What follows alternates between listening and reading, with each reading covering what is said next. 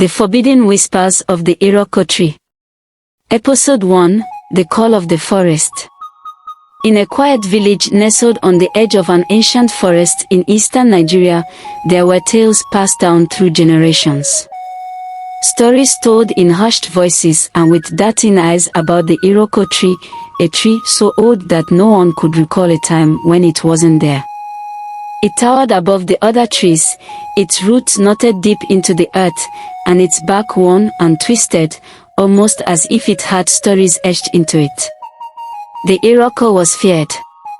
Many said it held secrets that were forbidden, and no one dared approach it at night, for it was then that it whispered. Legends warned that anyone who listened too closely would be drawn into its mysteries, never to be the same again. Despite this, some villagers believed the Iroko whispered not warnings, but promises of wealth, knowledge, and power. But such things, they knew, came at a cost. One evening, under a blood-red sunset, young Chima sat by the fire with his friends as his grandfather told stories. Chima was entranced, his mind wandering to the Iroko tree. He had always been curious about the whispers but had never been brave enough to investigate. Tonight, however, something felt different, like a pull he couldn't resist. That night, when the village was asleep, Chima slipped away and made his way to the forest. As he neared the Iroko, a faint hum filled the air, growing louder the closer he got. He paused, heart pounding, listening to the forbidden whispers as they drifted through the wind.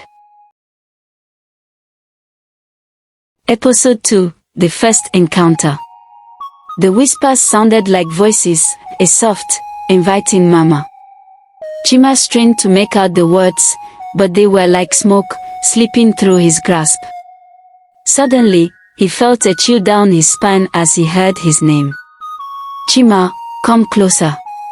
He froze. This wasn't a distant whisper, it was clear, as if someone was right beside him. Despite his fear, he stepped forward, compelled by a strange force. The root of the Iroko twisted, almost shifting, and Chima saw something glinting near the base of the tree. It was a small, silver medallion engraved with symbols he didn't recognize.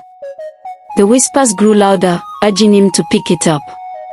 As he held the cold metal in his hand, images flashed in his mind, visions of hidden treasures, ancient rituals, and faces of people he didn't know.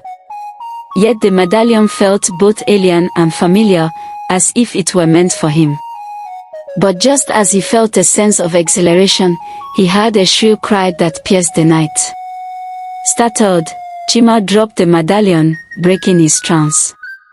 The whispers faded, leaving only the eerie silence of the forest.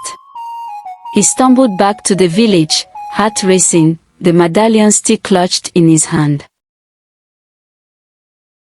Episode 3, The Strange Visitor. The next morning, Chima awoke to find the medallion around his neck. He didn't remember putting it there, but it felt warm, almost pulsing with life. As he walked through the village, people gave him curious glances, and he felt a prickling awareness, like something or someone was watching him. Later that day, an unfamiliar figure arrived in the village. The visitor wore a long, dark robe with a hood that cast shadows over his face. He was searching for something, or someone, though he wouldn't say what. Chima tried to avoid him, but the stranger seemed to sense something, his gaze lingering on Chima. That night, Chima's dreams were filled with visions of the Iroko tree and the medallion. In his dream, the stranger was there too, speaking in an unknown language. When Chima awoke, he could still hear the whispers, as if the Iroko's call had followed him back to his heart. Episode 4, The Curse of the Medallion. Days passed, and Chima's life became a waking nightmare. The whispers grew louder, haunting him even in daylight. He tried to remove the medallion, but it was as if it had fused to his skin, burning him whenever he attempted to take it off. Villagers began to notice the change in him. He was distant, distracted, and often muttering to himself. One night, Chima sought out his grandfather, who knew more about the forest than anyone else. His grandfather's face turned grave when he saw the medallion. "That is not yours to keep, Chima," he said, a hint of fear in his voice. He told Chima of the Iroko's curse, a bond that trapped anyone who took from it. The only way to break free, he explained, was to return the medallion and resist the call of the whispers forever. But Chima was already too deep. The whispers had promised him knowledge, power, even immortality. He wasn't sure he could let go. Episode 5, The Ritual of the Whispers. Desperate to break the curse, Chima returned to the Iroko under a full moon. This time, he wasn't alone. The stranger was there, waiting. He revealed himself as a guardian of the ancient secrets, a protector of the forest's forbidden knowledge. The stranger warned Chima that the whispers were dangerous spirits trapped within the tree, hungry for freedom. They could only escape if they found someone willing to listen, to act as a vessel. Chima realized that he had been chosen, that by listening to the whispers, he had sealed his fate. The only way to save himself, the stranger explained, was to perform a ritual to transfer the spirits back into the tree. Chima would need to confront the whispers, face their temptations, and resist their allure. Episode 6, The Choice. Chima stood before the Iroko, medallion in hand, ready to begin the ritual.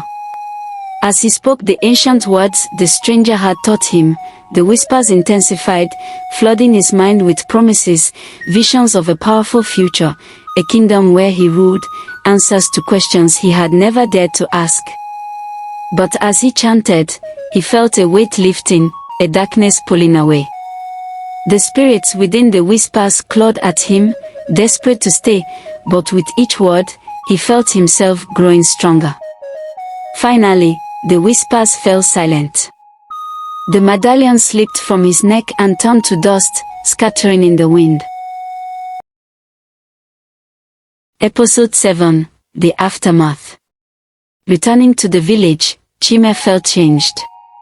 He had glimpsed the ancient knowledge but had resisted its allure. His mind was clear, but he sensed that a part of him would always carry the Iroko's whispers. Over time, Chima became a respected elder, known for his wisdom. The villagers still feared the Iroko tree, but they looked to Chima for guidance, for he had faced its forbidden whispers and emerged unbroken.